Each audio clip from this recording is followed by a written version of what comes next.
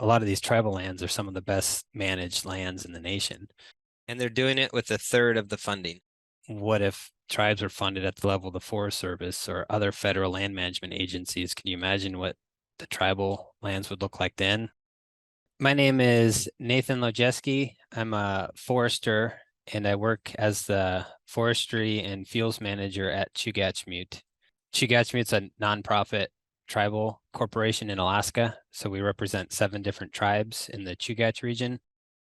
Well, so Alaska is a lot different than the way the tribes in the lower 48 are set up. There's only one reservation in the state. So the tribal lands that we have are mostly held by the Alaska Native corporations, which were formed through ANCSA in 1971. I think there's 44 million acres in Alaska that are in ANCSA Corp. And then each of our villages is its own tribe, some of which are federally recognized, some are not. The lands, and especially the waters, are the source of food for our villages. It's really important to those communities. I mean, it's culturally important, and it's also just important for everyone's personal finances. I don't know if folks understand how remote a lot of Alaska is.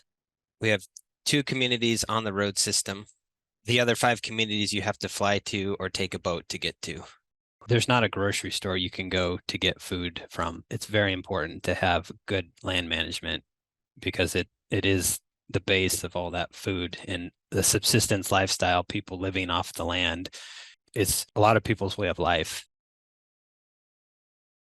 Most of the tribal land in the state is held in these native corporations, and the majority of the native corporations don't have professional land management staff. And so it can be really hard to see much management on the corporate lands. We have even less resources for land management on tribal lands, I think, in Alaska than elsewhere.